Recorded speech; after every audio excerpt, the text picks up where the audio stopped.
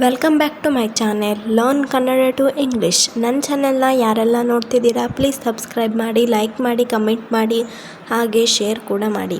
ಇವತ್ತಿನ ವಿಡಿಯೋದಲ್ಲಿ ಒಂದು ಕಥೆಯ ಮೂಲಕ ಇಂಗ್ಲೀಷ್ನ ಕಲಿಯೋಣ.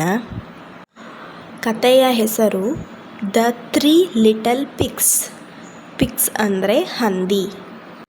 ದ 3 ಲಿಟಲ್ ಪಿಗ್ಸ್, 3 ಸಣ್ಣ ಹಂದಿಗಳು.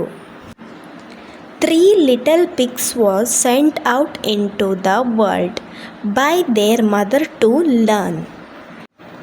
3 ಹಂದಿಗಳನ್ನು ಅವರ ಅಮ್ಮ ಕಲಿಯುವುದಕ್ಕಾಗಿ ಹೊರಗಿನ ದೇಶಕ್ಕೆ ಕಳುಹಿಸುತ್ತಾರೆ.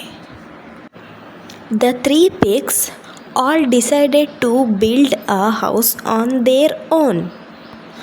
3 ಹಂದಿಗಳು ತಮ್ಮದೇ ಆದ ಸ್ವಂತ ಮನೆಯನ್ನು ಕಟ್ಟಲು ನಿರ್ಧರಿಸಿದರು. The first pig built a house of straw. Straw ಅಂದರೆ ದಪ್ಪ ಹುಲ್ಲು. ಮೊದಲನೆಯ ಹಂದಿ ಹುಲ್ಲಿನಿಂದ ಮನೆ ಕಟ್ಟಿತು. Because he didn't want to put in a lot of effort and was lazy. ಯಾಕಂದರೆ ಅದು ಹೆಚ್ಚಿನ ಶ್ರಮ ಪಡಲು ಇಷ್ಟಪಡ್ತಿರಲಿಲ್ಲ ಮತ್ತು ಇದು ಸೋಮಾರಿಯಾಗಿತ್ತು. The second pig was a little less lazy than the first.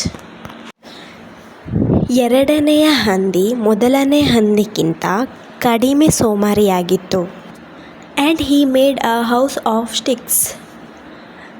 ಒಣಕಡ್ಡಿಯಿಂದ ಮನೆಯನ್ನು ಮಾಡಿತು. The third pig was hard working and he put in lots of effort. ಮೂರನೆಯ ಹಂದಿ ತುಂಬ ಕಷ್ಟಪಡುವ ಹಂದಿ ಮತ್ತು ಅದು ತುಂಬ ಶ್ರಮವನ್ನು ಪಡುತ್ತಿತ್ತು. And built a house of brick and stone. ಮತ್ತು ಇಟ್ಟಿಗೆ ಮತ್ತು ಕಲ್ಲಿನಿಂದ ಮನೆಯನ್ನು ನಿರ್ಮಿಸಿತು. One day a wolf came to attack them. ಒಂದು ದಿನ ತೋಳ ಬಂದು ಅವರ ಮೇಲೆ ದಾಳಿ ಮಾಡುತ್ತೆ. He huffed and puffed and blew the house of straw. ಹುಲ್ಲಿನಿಂದ ಮಾಡಿದ ಮನೆಯನ್ನು ಊದಿ ಅದನ್ನು ಹಾರಿಸಿತು. He then huffed and puffed and blew the house the sticks. ಎರಡನೇ ಹಂದಿಯ ಕೋಲಿನ ಮನೆಯನ್ನು ಊದಿ ಹಾಳು ಮಾಡಿತು. He huffed and puffed at the house of brick, but eventually was out of breath and left. ಮೂರನೇ ಹಂದಿಯ ಇಟ್ಟಿಗೆಯ ಮನೆಯನ್ನು ಉರುಳಿಸಲು ಊದಿತು, ಗಟ್ಟಿಯಾಗಿ ಊದಿತು, ಇನ್ನೂ ಜೋರಾಗಿ ಊದಿತು, ಆದರೆ ಉರುಳಿಸಲು ಆಗಲಿಲ್ಲ. ಉಸಿರುಗಟ್ಟಿ ಅದು ಹೊರಟು ಹೋಯಿತು. Moral of the story. ಈ ಕಥೆಯ ನೀತಿ: Always work hard and it will pay off. Don't try to take shortcuts to make things work. ನಾವು ಎಷ್ಟು ಕಠಿಣವಾದ ಕೆಲಸ ಮಾಡ್ತೀವೋ ಅಷ್ಟೇ ನಮಗೆ ಫಲ ಸಿಗುತ್ತೆ.